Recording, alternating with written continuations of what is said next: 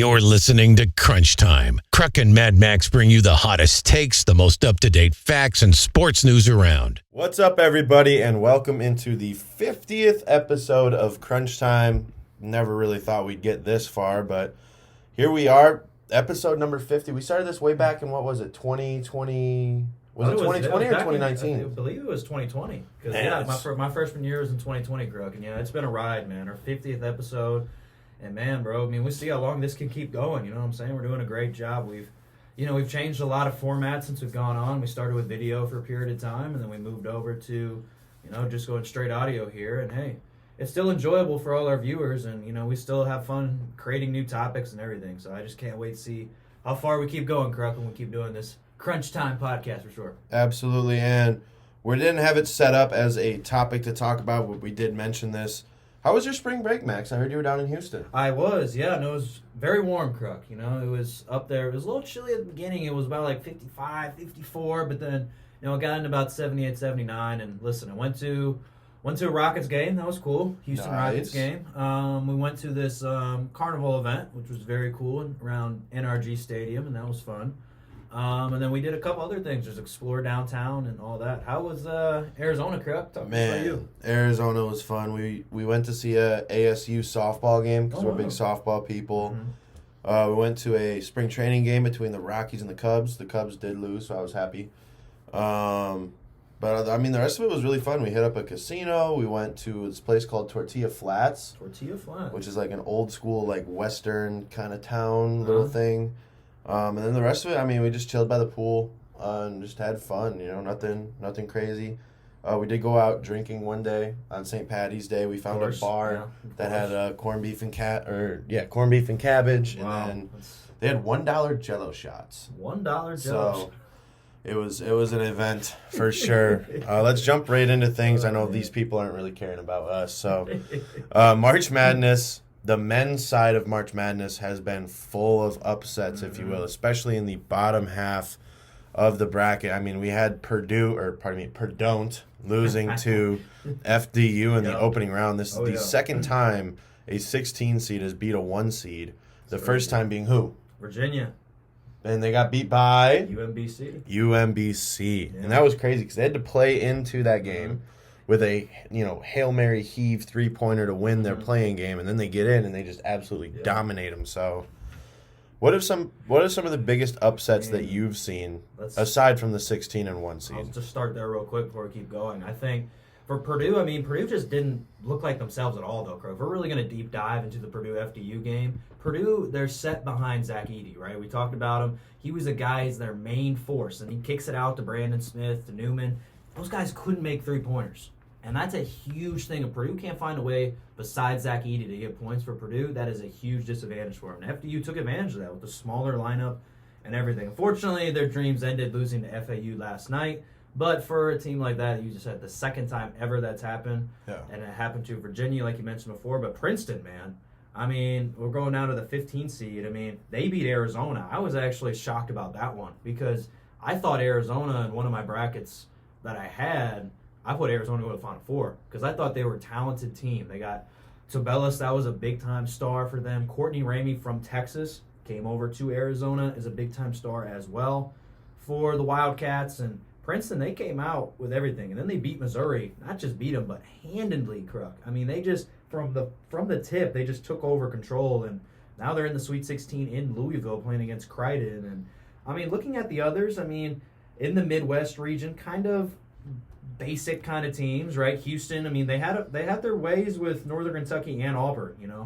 I was watching that game because a lot of my friends down there and people that I know are big Houston fans. So, and they found a way to beat Northern Kentucky, which was another 16 seed. So good it wasn't another 16 seed beating a 1 seed. But I think one that looking at this bracket was Kansas, man, losing to Arkansas. That is huge because Kansas. Listen, I can say this. I think without Bill Self around for Kansas, it affected them how they played. Because Bill Self is that guy that's a leader as a coach.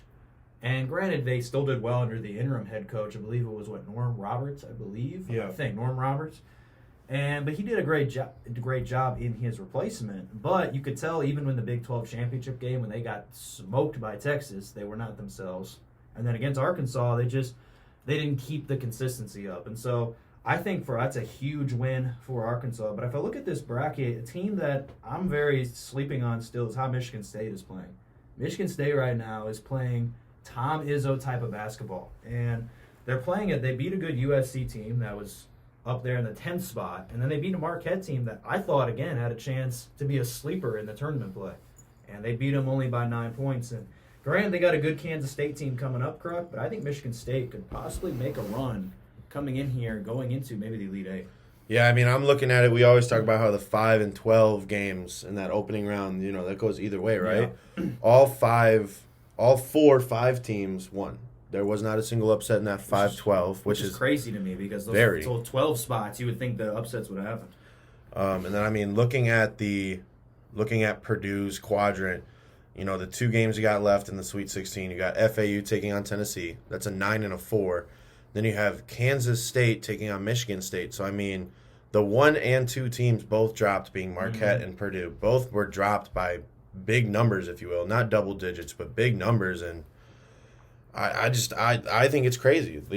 People have talked about it, and they say that this March Madness is going to be the hardest one to predict. And, I mean, there's a reason that there are 0 perfect brackets out of over 2 million. There are 0 perfect brackets left, so nobody's winning the $1 billion Jimmy Buffett thing, so that's off the table. But I mean, looking at the Kansas quadrant, you had Kansas losing to Arkansas in that second round, so it's going to be 8 seed Arkansas taking on 4 seed UConn, and then in the bottom half of that, it's still, for the most part, perfect, if you will. Gonzaga taking on UCLA at the 3 and 2.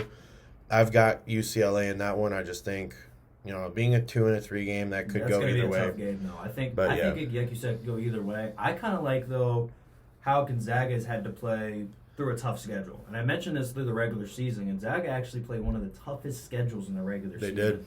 And then they came in, and now they're kind of showing it going into tournament play. Because TCU is a great team at a 6th spot. I thought they should have been, maybe if they would have kept going, maybe a high 5 seed or even a 4 seed. Yeah. I think TCU is a talented team. They are. And with Mike Miles Jr. and those other star players, Chuck O'Bannon as well. But Gonzaga found a way to pull it out because Gonzaga's got that leadership. And Drew Timme, we can't. You can't sleep on him at all. He's going to be that guy for Gonzaga going in, but UConn, man, I'm telling you, how UConn is playing, that's another team I'm watching as well. For sure. They are playing at a high level right now. With Adama Sunoco is just dominating inside the glass. What was it? Hawkins, another guy, I believe his name was Hawkins. He was shooting great last night against St. Mary. I could basically see maybe UConn versus, like I said, that UCLA Gonzaga game go either way. I mean, one team that's still been consistent, though, and we talked about this with a couple past shows, is Alabama. Bama, yeah. Yeah, and I didn't expect Bama, right, to be where they were at and be the team that's probably right now the favorites that are doing really good. Oh, yeah. I mean, they're dominating both of their opponents. They won 96-75 over Texas A&M Corpus Christi and then 20 points over Maryland, 73-51, which the Maryland team, again, they were tough in the Big Ten. And so they got to challenge, though, San Diego State. San Diego State can play defense. They are one of the great defensive teams. They've only allowed, looking at the information, 56 points a game, according there to ESPN. So I think that's going to be something to watch, like how the defense is going to play against Alabama's offense. Right now, though, I kind of like, though, again, Houston at the moment. I think Houston is just that team. I mean, they looked like they were down against Auburn, but they found a way to pull away. They did. And that is going to be huge to watch going into, as they play in Kansas City here, Kruck, actually, on Friday against Miami, which Miami's playing good at the moment, so that'll be a good game to watch. So, yeah, there's been some upsets, but there's been some similar teams still at the top right now that we kind of expected. Yeah, we talk about the bottom half of the bracket. We talk about the top half, Bama versus San Diego State. That's going to be one on the defensive end if San Diego State pulls it out. And if it's Bama winning it, they're just going to keep putting up points like they have been. Looking at the other matchup in that quadrant, you got Creighton at a 6 seed taking on Princeton at a 15 seed.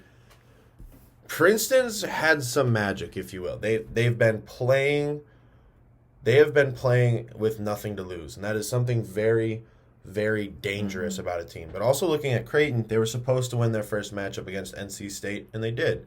They were supposed to lose to Baylor, and they did not. They beat Baylor I by like how Crichton's playing right by now. 9 I really points. do. Ryan Nebhard is just playing at another level, and their other players too are kind of stepping up as well. And I didn't expect. I thought in one of my brackets Crichton might have done well, but I thought they actually would have lost to NC State. I actually picked that upset because I thought NC State wasn't moving in the right direction. But hey, this is why we see this, right? Yeah, it's called madness for a reason. And there's a lot of great teams, and I can't wait to see how this is going to go as we get into Sweet 16, Elite 8 here this weekend. And then coming out of the other side, it's Houston's bracket to lose, if you ask me. I think Houston's gonna Texas can play though. I think Texas can play. They can give them a chance. I think Texas has the best chance out of anybody to knock them out. Yeah. But I don't think Houston's gonna lose. I could see it being Bama and Houston. Otherwise, I could see it being. I can't even think. I don't think any of the teams on the other side are going to beat Bama in the Final Four. So I think it'll be Bama, Houston. If Bama's playing like they are right now, they don't try to get more than themselves. I think Bama is the team right now that's to beat. I mean, they're just playing at another level at the moment. And right now, I think if they can beat San Diego State and then probably play, I still think Crichton's going to be Princeton. Even though I give Princeton a lot of credit, I think they're going to keep a fight with Crichton. I think they go, obviously, a trip to Houston, to me, out of the South region at least. Yeah, and then moving into the women's March Madness bracket, there are still plenty of games to be played today. Looking at it, Ohio State, North Carolina are playing today at 3. UConn and Baylor's playing today at 8 o'clock. Colorado, Duke playing at 8 as well. Louisville, Texas playing at 6. Let me check out the top half. You got Oklahoma, UCLA playing at 9. You have FGCU playing Villanova at 6. Gulf Coast, yeah. You've got Indiana taking on Miami at 7. And there should be one more game. Pardon me, that's all of them. So there's still a decent amount of games we played today. So if you listen to this podcast after today, we may not even be anywhere close. But you took Stanford. You said Stanford was your team. Yeah, I know I was going to talk about this. You said Stanford was your team, and I mean... I'm going to say it. They didn't play horrible. I mean, they just played horrible. I mean, Ole Miss just came in and they took advantage of them, and they only scored 49 points for Stanford, right? They came in and they scored 93 points and everything coming into the season. Even more, 93, even 80 points most per game. For a women's team, that's incredible. That is incredible. Incredible. And you get held down to 49 points? That's not going to cut it. And I give props to Ole Miss because they played their game. They played how they wanted to play.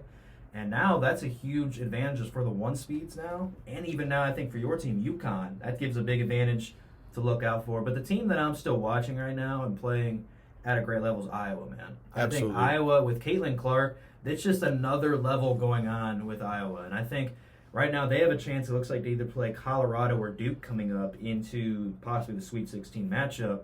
I think they're going to advance by that, just how they're playing.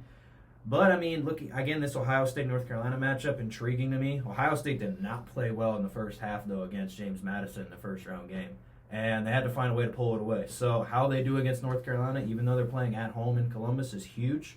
Your team, UConn, though, I mean, they're showing why UConn's UConn. I mean, They beat Vermont 95-52 in the first round. And now they play Baylor, a team that's, it's been up in the top. It's probably not the year they wanted. But, they're still a talented team to watch. I mean, some of the Cinderellas we talk about, at least on the women's side here, is the Florida Gulf Coast. Again, they beat Washington State. Oh, yeah. They play Villanova. That could be maybe an upset here coming tonight. And then, Toledo. How about that? The Rockets. They're up there, and they have a chance to play Tennessee here. Possibly you could see an upset there. So, but I think one team that I've started to watch a little bit is Virginia Tech. Oh, yeah. On the women's side. I think a lot of people are still sleeping on Virginia Tech. Look at the 1 spots. Now Stanford gone. South Carolina, we all know South Carolina. Indiana, I mean, they're still playing well at the talent they are. But Virginia Tech, a lot of people didn't talk about. And they're a team that's just doing what they got to do. And they're right now already advanced into the Sweet 16. And I think they can make a run going into the Final Four at Dallas, Kruck. What about you with the women's side? Looking at the women's side, I got UConn making the Final Four and even the final. So I think call me one of the people who sleeps on Virginia Tech, but they've been playing great basketball. There's a reason they're a number 1 seed, but they haven't been shining, it's if gonna you be a will. challenge. They've been playing to win, and they've been winning, but they haven't been playing that basketball where you have to stop and be like, oh my goodness, like look at these guys, or pardon me, girls. Looking at the other side, Ole Miss has got a ticket to the Sweet 16. Yep. I think it's going to end up being Louisville who beats Texas. I think it'll be Louisville versus Ole Miss. Looking at who's going to play Iowa, I think it's going to be Duke. I'm not picking the upset in Colorado. I think Duke's going to play Iowa, and I think Iowa's still going to win that one. And to tell our viewers this, so the first couple of rounds, not like in the men's bracket, they're actually played in the home courts, of the high seeds. So example of Duke's right now, the 3 seed, and they played Iona, they're playing in Cameron Indoor Stadium in Duke. So that's obviously showing a big advantage for those teams, right? And you should win in your home arena and court. So I think I agree with you. Duke's probably going to beat Colorado. I think the upset that I'm going to pick, and this might be a take, I could see Toledo beating Tennessee. I could see it. It's a big take because Toledo, they showed they can beat Iowa State. Now, playing against Tennessee, they've been up a high power, but they've been on and off the entire year. So, and hey, Toledo is a valid team when they play. Absolutely. They have a great record looking at them at the moment. I'm looking actually at their team right now. They came in, it looks like 29-4 going into that season, Kruck. I mean, that just shows you a lot right there. So I think Toledo tonight can beat Tennessee and move on. I mean, we'll see what happens, right? As we'll post this show later, we won't know. Looking at the top half, Oklahoma versus UCLA, Max, I know who I'm taking, and you're not going to persuade me, but who do you want? I'm picking UCLA. Because I think UCLA, looking at it, let's see, UCLA is what, the 4 spot, and they're playing Oklahoma? Yeah. I think UCLA is, I mean, we talked about actually on Down to the Minute podcast, another podcast, my boy James was talking about Sacramento State being a team that people would sleep on. And they won by 20 points again. Yeah. And that shows you a lot of how UCLA is playing. And I think how they could give South Carolina some problems because they got a young team in UCLA. And South Carolina, even though they got leadership, sometimes those young players, we saw with obviously FDU, they got a lot of young players. They just beat obviously Purdue, even though they're a 16 seed. You can see that in the bracket. So I'm going to pick UCLA in that matchup. What about you, Kruck? I will say this. You did make a valid point that UCLA will give South Carolina more problems. But I'm still taking Oklahoma. I think Oklahoma's going to win that matchup, and then they're going to get stomped by South Carolina. It's just it's different, right? Because we always say this. In the women's side, the 1 seeds are almost like you're like perennial national champions almost. Exactly. Like when you look at it, South Carolina is that type of team. Stanford, we all thought was going to be that team until they lost. Virginia Tech, I think the one that everyone was again is still Virginia Tech is probably the low 1 seed that people thought. Yeah. I mean, Indiana is not doing bad. I mean, they're still a great team with Mackenzie Holmes leading as their top scorer for Indiana. But I think going into it, if South Carolina, it's them to lose right now. If they played their style of basketball, I could see it South Carolina winning it all for sure. So this game will be played on Friday, and I want to know where you stand. Notre Dame versus Maryland. That's a good game. And now you know my standpoint on Notre Dame, right? You know my standpoint on Notre Dame. I hate Notre Dame. Mm-hmm. There's only one sport. So you're already thinking that I probably should pick Maryland for it. There's only one sport at Notre Dame that I like. Let's see. And it is their women's college basketball team. Oh, well, okay. So maybe there's... I'm taking Notre Dame to beat Maryland, and then I think South Carolina's still going to beat them. Yeah, I mean, no, I could see that game going either way. I think both teams are actually looked like they're evenly matched. Looking at them, just checking out the side. I mean, looking at Maryland won 77-64, and then Notre Dame won 53-48. So closer game for Notre Dame than obviously against Mississippi State. But I'm going to say Notre Dame, but a close one, very close. Yeah. Looking at the other side, we still have to wait for Indiana, Miami. We still have to wait for Florida Gulf Coast and Villanova. But the bottom half, it's LSU versus Utah. I'm going to take LSU because they scored more points and they held their opponent to less points. Yes, Utah was going against a worse team, so they may have came in with that mindset of, we don't have to beat them that bad.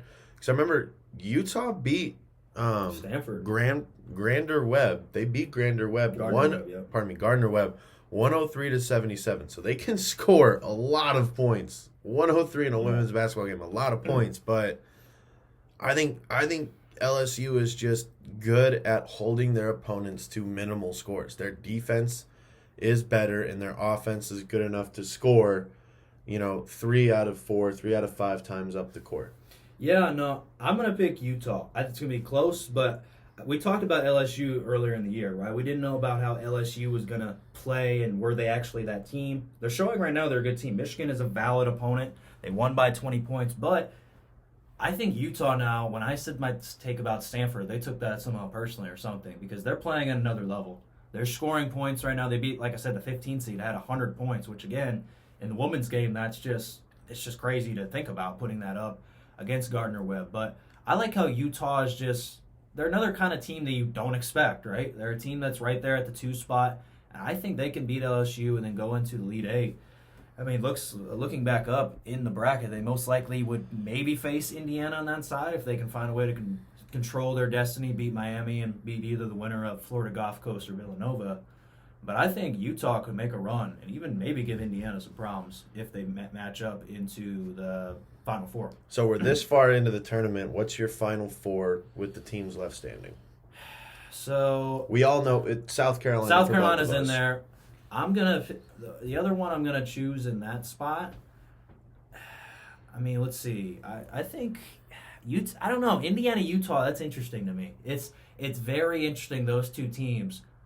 I think Indiana's going to pull it out, though. But I think Utah's going to give them a good game for sure.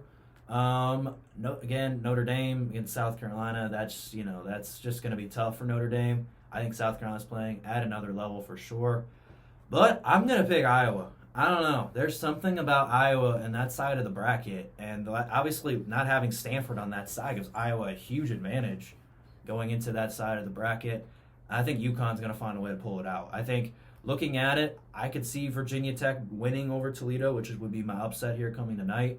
And I think looking at it, UConn will probably beat Ohio State at how they're playing. I think that's probably going to be those two matching up there into the Elite 8, I believe, right? Yeah. So I think it'd be UConn, Iowa, let's see, who was I going to say? South Carolina, of course, and then Indiana in my Final Four. What about you, Kruck? I'm taking 3 2 seeds. 3 2 seeds? 3 2 seeds. I'm going South Carolina, Iowa, UConn, and then even though I said I wanted LSU to beat Utah, if Utah can beat LSU, I can see them beating... Yeah, there's something... I can see them beating Indiana. And yeah. Then you'd have South Carolina versus, whatever 2 seed they match up with, and I think it's South Carolina's tournament to lose at this point, even though I've been calling UConn's number. I think this is South Carolina's tournament to lose, and if they're going to lose to anybody, it'll either be UConn or Iowa. Yeah.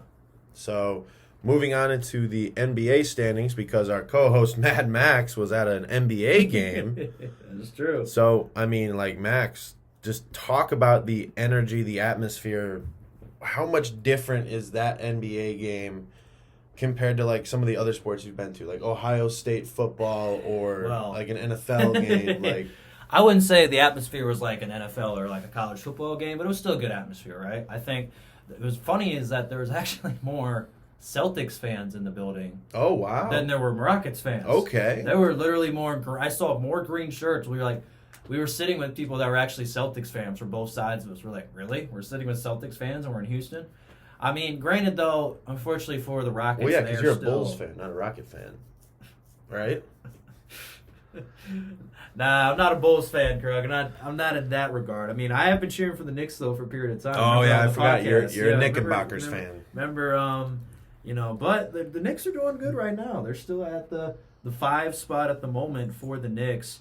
But, I mean, the Boston Celtics, with that loss, though, to the Rockets, which, again, should have not lost that game. Jason Tatum had an easy layup that had a chance to go to overtime, but missed it. And, we had to get on my good old friend, my boy DJ, one of our roommates here in the room. It was tough for him. He had his hands He's a Celtics fan? Well, he's a big Jason Tatum fan. Yeah, he is. St. Louis. So, but I'm getting back to the real standings, though, right? Because we like to talk about it, but we got to get into topics. I still think, though, even though the Celtics have been on a slump recently, they're 5-5 in their last 10. They can still find a way to get there. They got to find, though, in that game specifically. I noticed against the Rockets, right? Jason Tatum did not have the points in the first half. Yeah. And he only had, ready for this, Kruck, only 8 points in the first half. If you're Jason Tatum, that is not going to work for your team. No. Jaylen Brown was carrying the team in that game, and that's going to be a problem. Like, Jason Tatum's got to find a way, and I always say this, he is a superstar caliber player. That is what Jason Tatum is now. And he's got to take that to the next level. And, I mean, looking at it, I mean, the Sixers are still the 2 spot. They're 9-1. They have been probably the most hot team right now, playing right now in their last 10 games, 9-1. I mean, the Bucks are still up there. You know, Milwaukee is still doing well with Giannis. I mean, again, but the Knicks, Kruck, they're right there in the 5 spot. I don't know how long it's going to stay, though, right? Because I think with the Knicks, and I said this back on other podcasts as well, adding Jalen Brunson to the Knicks is huge. I mean, they just seem more like a cohesive team. Like, Julius Randle's starting to play better. R.J. Barrett's starting to play better. And that's kind of helping the Knicks kind of be in the spot they are now. And even though the Brooklyn Nets lost a lot of people, they're still in that 6th spot. So They're still finding a way to stay in that kind of hunt right now, at least in the Eastern Conference. And in the Western Conference, it's kind of been a similar situation too, right? Denver's still in the top right now with 48-24 record. And now Memphis and Sacramento were tied at the 2nd and 3rd with 43-27. And again, we keep talking about Sacramento, right? I mean, they're a team that was probably in the bottom half of the NBA. They're right now at 43-27, like I just mentioned, 8-2 in their last games right now, the best out of the seeds. And Golden State, I mean, that's another team. They got to find a way still to just win on the road. I mean, I mean, it's just, you look at that 29-7 at home. It's just, again, still flip-flop from exactly 7-29 on the road. That's for a team that has Steph Curry, Klay Thompson, and them. If you want to make a playoff run, you got to win on the road in the NBA. It's just the reality. And the Dallas Mavericks are still there. I mean, we're getting into playoffs here, Kruck, in about a couple of weeks here. So if I'm looking at these couple of teams that are still fighting, how are the Lakers and New Orleans going to fight for that spot? We don't know how LeBron James is. Hopefully he will do okay, because that is another chance for, if the Lakers can't get in the playoffs with LeBron and their team, even though, granted, listen, LeBron's got a lot that's going on, that's not good for the legitimacy and the resume of LeBron James. No, it's not. In his career. So the Lakers got to find a way to get into the playoffs for them. And then the Eastern Conference, real quick, before I give it to you, Kruck. I mean, right now, the Washington and Indiana are fighting for that last spot to be in the play-in tournament with Chicago at the moment. So I think that's going to be interesting to watch where those couple of teams fall as we get into, I believe, 3 weeks from now is playoffs, right? I believe so, and I mean, I'm looking at it myself. There's only 2 teams that have solidified playoff berths, both in the Eastern Conference. It's the Bucks and the Celtics. They will make the playoffs if they lose out. Doesn't matter. The team that has now clinched their division is the Denver Nuggets, and as we all know, divisions don't really mean much in the NBA. It's not like football, right? It's totally different. So I think the Nuggets are going to be one of the top teams out of the West. I could see, even though the Mavericks are still a 6 seed, I could see them putting a good push. Can never sleep on the Suns. The Kings came out of absolutely nowhere, if you ask anybody outside of Sacramento. They came out of absolutely nowhere. The Grizzlies are going to start slumping. You think so? They lost Ja Morant. Oh, that's they true. lost their PowerPoint. How long is he out? The rest of the season. 50-game suspension. Oh, wow.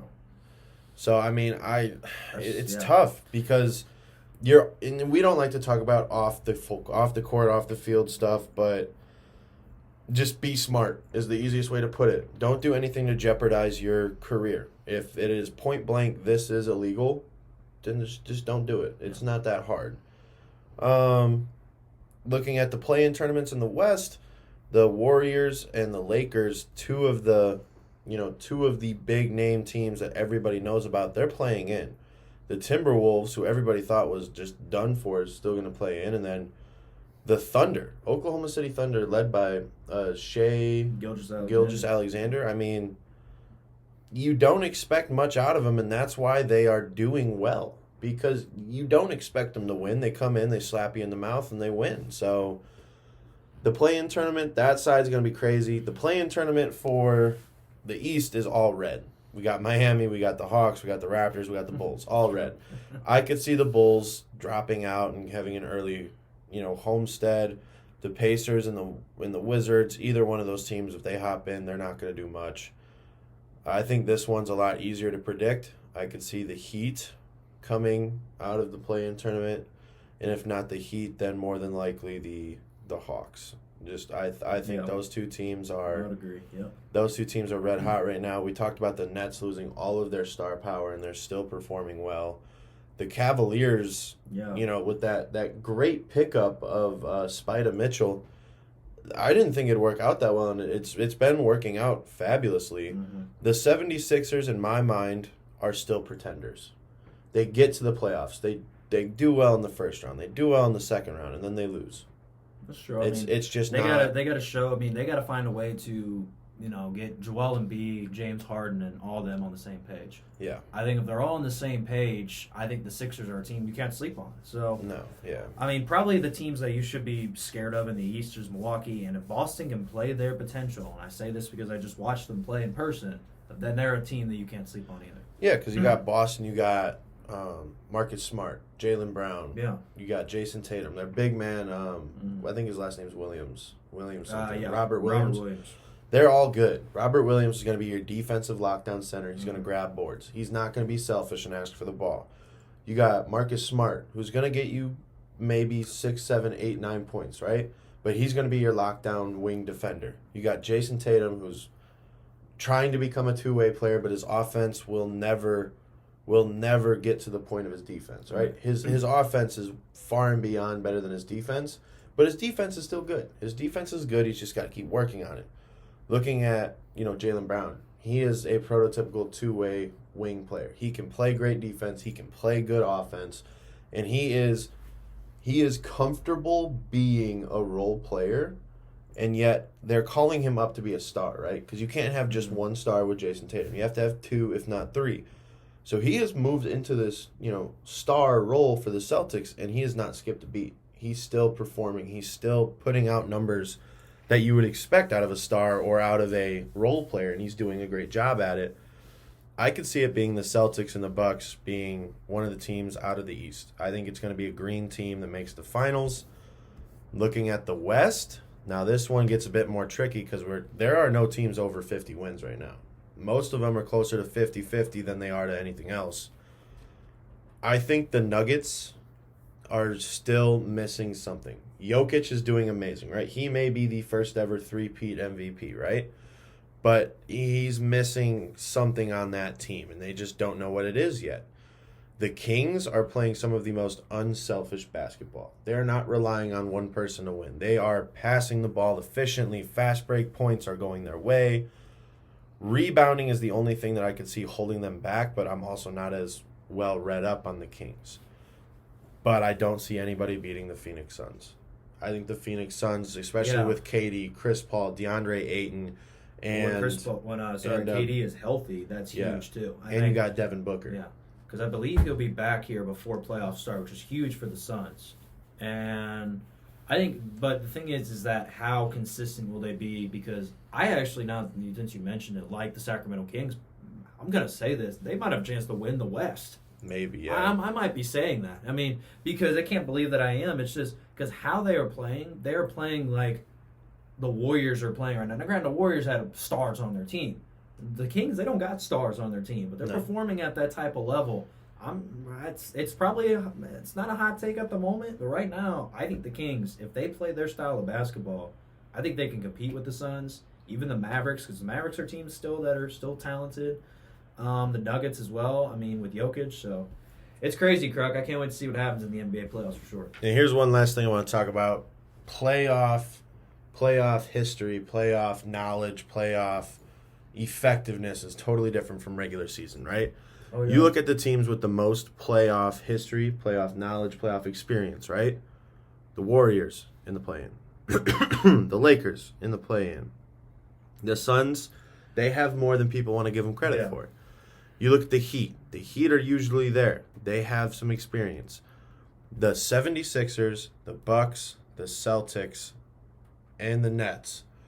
So out of the East, a lot of teams that have already solidified playoff berths have that playoff experience, playoff knowledge, and they know how to do it. They know what's expected of them. Out of the West, those guys are all down in the bottom. So it's a bunch of young kids, if you will, young people fighting for that. And, I'm not going to say that they're not going to do well because they have never been there before, because they've all been there at some point. The Nuggets made a couple of rounds in the Disney, the 2020 playoffs. Yeah, the one when it was down in Disney. down the bubble. Yeah. The Kings, they don't have any. The Grizzlies, they have a little bit when Ja Morant carried them. The Suns have the most. The Clippers They've been there, but they haven't the Clippers as Clippers, no. But the Clippers as Kawhi from somewhere else, yes. Russell Westbrook from somewhere else, yes. Paul George from somewhere else, yes. But as a unit, no. The Dallas Mavericks, they're right on the edge of that bubble, right? We're not going to sit here and say that they are a solidified playoff team because they're on the edge of that bubble. And the only person with real playoff experience is Kyrie Irving. Luka Doncic, he's made a couple, but nothing crazy. Kyrie Irving's the only one with real, he's the one with real playoff experience, and we're not going to get into all of the Kyrie Irving outside of the court stuff, but he's the one with real playoff experience. So as a team, you have to lean on him and say, what do we need to do? Right. What do we need to do differently in the playoffs that we didn't do in the regular season? So that'll wrap up NBA talk. Our last topic is going to be NFL movement, if you will. I'd like to call it free agency or trades or whatever, but just straight up movement. Max, what has been your biggest shock so far in this free agency? There's been a lot, Kruck, actually. This free agency has been a lot of names there. I mean, your boy David Montgomery, I'm looking at it right now, moving to the Lions. That's tough there. It's a 3-year, $18 million deal. To me, though, this is interesting for the Bucks getting Baker Mayfield. Now, I think Baker Mayfield is still an okay quarterback in the league, right? We didn't know what direction. I thought they could have stepped with Kyle Trask and see how he would have done for a year. But Baker is a good little option just to be there for a 1 year, 8.5. So they're usually having him there to fight with Trask still for that spot. And I think for the Bucks, that's going to be a team to watch because now looking at the whole league in total now for the NFC South specifically, I mean, Derek Carr is now with the Saints. That's already a 4-year deal, so he knows he's going to be there for a minute for the Saints. For sure. Look at it because Jimmy Garoppolo just replaced him basically there, not going to the Raiders. So that's a big one there. Going to the Raiders from the 49ers. The Panthers are going to get their quarterback in the draft. I think that's going to be either Bryce Young or C.J. Stroud, even though they did sign Andy Dalton to a 2-year deal. So, Andy Dalton, he could compete there. I don't know. So I think it'll be C.J. Stroud starting week 1. Yeah, I still think C.J. Stroud will be the quarterback. We've already heard the rumors. I mean, we still got a month away until we talk about draft talk. But I think that's going to be interesting to watch. I mean, some other names, looking at it here, my Bengals, man. I'll just say it because I'm a big, as everybody knows, losing Jesse Bates to the Atlanta Falcons it's a tough one, right? But getting Orlando Brown Jr. That's the good from pick. The Chiefs, that's a huge pickup because that is something that the Bengals needed. They needed O-line help. I think they wanted to save and get some players away to get Orlando Brown. And I think that was huge for their team as well. And I think Orlando Brown is just that type of guy for them. And now the question is, now they're going to lose Jonah Williams, though, as part of that. Who is that other guy tackle they're going to get? Maybe they look at somebody else in the draft possibly to see if they want to solidify that other tackle spot. Another one that's interesting to me is the Cowboys releasing Ezekiel Elliott. Yeah. That's interesting to me because I thought that two-way punch for Dallas would have been huge. And now where does Ezekiel Elliott go? Because I still think that the Cowboys didn't use Zeke as much as they should have, right? And I think if you give Zeke to a team that wants to run the football or has a standard for that, I think he could still thrive. I really do. Some people thought he lost his speed. Yeah, he might have lost his speed a little bit ago and probably not the same player. I mean, you could say that about a lot of players that have been in the league for 6 or 7 years. But I think that you give Zeke to a team that's somewhere that you can thrive in, he's going to be a big person for that roster. And I guess let's see a couple others that we looked at here. Let's see. There's a lot of names. I mean, Tremaine Edmonds, I think, to your Bears, Kruck. That's interesting to me. He's a great time player. 4 years, $72 million deal. So, I mean, there's a lot of names, Kruck. I think the big one still looming around is we know Aaron Rodgers is going to the Jets, right? We know that is happening. What is the trade compensation that's going to happen between both teams is going to be the part. And how long do Packers want to let this go? You know what I'm saying? Because Packers, they keep on this thing about what they want to do. This might, who knows if this keeps going on to training camp. We're talking training camps in like 3 months away. So, like, that's something to keep an eye on with the Packers and Jets as we go into the season. And I think Aaron Rodgers to the Jets, how's it going to make the Jets? I think it makes the Jets a team to watch, but we know the Jets' history, right? The Jets have not thrived when they had chances and moments. Everyone thought Zach Wilson was going to be that guy coming out of the draft. Well, we realize now he's not, you know? I'm not saying Aaron Rodgers is not that guy, but we all know that he's getting up in his age. And how is that going to affect him as we go into the years go by?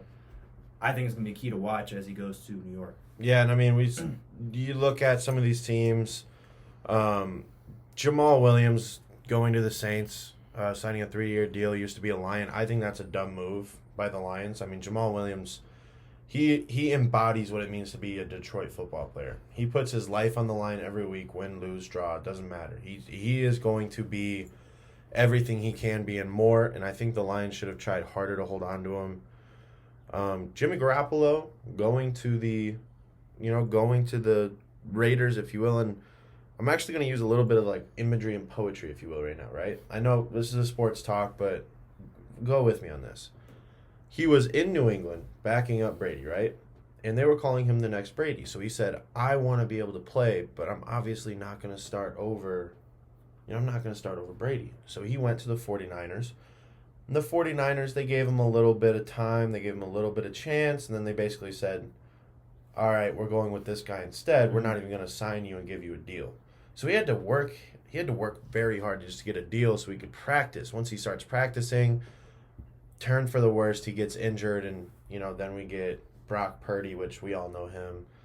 I still think, though, sorry to cut you off, they could get Brock Purdy as a starter. I think he might come back as a starter. Because, Trey Lance is still there now. It's going to be Trey Lance or Brock Purdy, and if I had to choose, I think Brock Purdy should deserve to be the starting quarterback for the 49ers just because he's more of that passer that you want for a team. You know what I'm saying? I think he goes around the team better than Trey Lance. Even though Trey Lance is a great athlete, we've seen him play, and I think he's going to still get a shot. Or put Trey Lance in package situations, right? You have Purdy be there, and then maybe put Lance in a running play and let him pass a couple of times. Maybe because, Kyle Shanahan's good with any quarterback he does. He is, for sure. So the problem is you took Trey Lance in the first round, 5th overall pick. See, that's... You got Brock Purdy as Mr. Irrelevant, the final pick in the draft. So, it would shock the nation if Trey Lance is healthy and Brock Purdy still starts. But another one I wanted to talk about was, Garoppolo, things didn't work out in New England. Things didn't work out in the 49ers, right? He seems just to be this outlier that nobody wants because of whatever reason, right? Where do all of those players who nobody wants for whatever reason always end up? New England? They end up on the Raiders. Oh, because the Raiders... But New England's another one, too. The Raiders are the outcast of the NFL, if you will. People who end up on the Raiders, they're like, oh, well, this situation happened or this situation happened. Well, welcome to the Raiders. We'll take you. And it's one of those things where I think he will thrive with the Raiders because, you have Devontae Adams. He will catch anything you throw within a 5-yard radius of him. And then you have... another big trade that I will talk about because I went to high school with this guy and I never let anybody forget it, right? James Robinson going to the Patriots.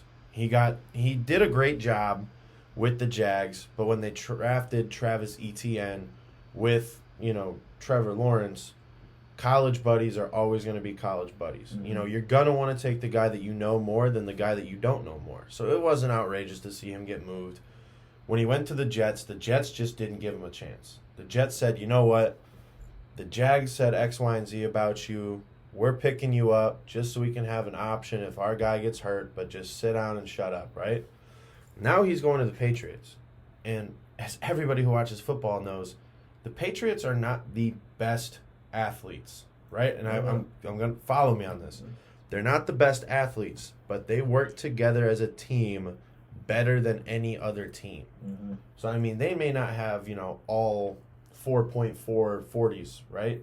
They may not all be able to bench press like, Trent Williams can. They may not be the strongest, the fastest, the flashiest, but they have that old school mentality of get the work done. Whether it looks pretty or whether it doesn't, get the work done. So I think the Patriots signing James Robinson, I think that's a good move because, he was one of the people who really influenced my work ethic through high school. And I mean, you played football with me. I am never one of the guys to cut reps. I'm never one of the guys to short out a sprint. I'm the kind of guy who's going to keep you honest, keep you working. And I learned that from my father, my parents, but James helped me with that. So, I mean, having a leader who will keep people accountable, that's going to be something that the Patriots are going to love about him. But Ezekiel Elliott, I want him to end up on the Bears. I think he would be a good pick on the Bears because the Bears are power running teams. Yes, David Montgomery had a lot of outside runs and he broke it off for some yardage, but when you can follow the big men up the middle, there's a guaranteed 3 yards. Now you have a guy like Zeke who can take a couple hits. There's another yard, another 2 yards, another 3 yards. Even when it's 1st and 10 and you get a 6-yard rush, the playbook opens up. Especially now with Justin Fields, right? Justin Fields is that type of guy that's a run-pass type of quarterback, and he can do that. Just quickly with the Cowboys, right? I think getting some other people that they don't talk about, Brandon Cooks, right? Yeah. Is a big-time get from the Texans, and I thought he should have been traded a long time ago. I think him going to the Cowboys is a big pickup with, obviously, the idea of still trying the loss of Amari Cooper from last year. They're trying to get that information. I mean, there's a lot of great – again, there's so many things that have happened. And I think your take, though, with the Bears, what you think of DJ Moore? I mean, we talked about it, right? Going to as wide receiver, possibly number 1. That came in with the number 1 overall pick status, right? What do you think about that pickup for the Bears getting DJ Moore from the Panthers? He's definitely a big body. He's a big target. Yeah. He can catch a lot. Having him as a wide receiver option will help out Justin Fields when it comes to rolling out and, not having to be as accurate as he will, because with smaller receivers, they have smaller arms, you have to be more accurate. With big receivers, there's a little bit more room for margin for error, if you will, and he can still come down with the catch. I like it, but we're going to have to see who the Bears pick up at that 9 spot this year to see I'm intrigued by that, too. To see if it'll do anything. Yeah. We got 46 minutes right now. Let's move into our final topic. It is our 50th episode. We talked about it a little bit. And for 50th episode, let's talk about our favorite things we've done. What's one of your favorites? We have a lot, man. I think, I kind of liked when we did our first show that somehow I wore my Chiefs jersey. Remember that with Patrick Mahomes? Little bandwagon. I did have the Chiefs jersey on. I thought that was very fun. I also liked when we did the bracket with all the mascots. The mascot I always am never going to forget the orcas, and when I was getting on the Fighting Pickles, I was laughing so hard at that. It's like, that's actually a mascot name, the Fighting Pickles. That was funny to me when I heard that. And there's a lot of other great topics, I think, we talk about a lot of different things, and, I think those are my top 2, but if I had a list go on and try to remember from how we've done it, there's a lot, Kruck. What about you? I got 3 that are coming to mind right now. Our pregame music. Remember we had CK on? Oh, yeah. It was CK and Tipton, and the first pick overall was Pushin' P. I do remember when that song was big. The Thanksgiving draft with that was good. I think it was Jarris who was on the show for that one. Might have been so. It was either Jarris or Keaton. Keaton was the mascot. Yeah. Yeah.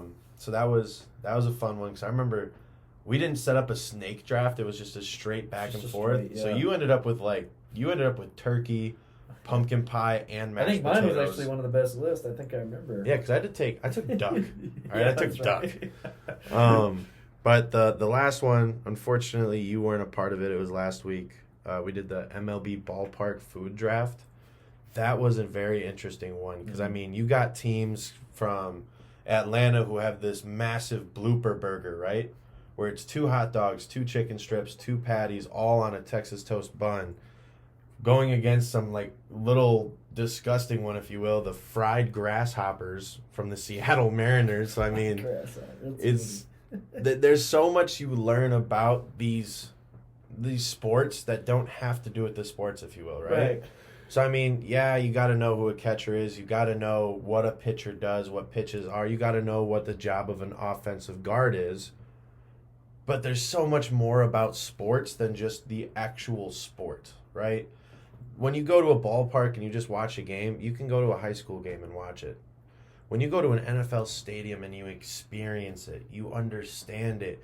You get the 12th man from the Seattle Seahawks, if you will. You get the fireworks from every stadium. Mm-hmm. There's different things everywhere you go. So, I mean, even like the drum, the big drum that they have at the Chiefs Stadium, you won't get that anywhere else. No, that's true. Or the tomahawk chop at Florida State or the Atlanta Braves. You don't get that anywhere else. So there's so much more about sports than just the actual sport. And with that, we're going to wrap up right at 50 minutes.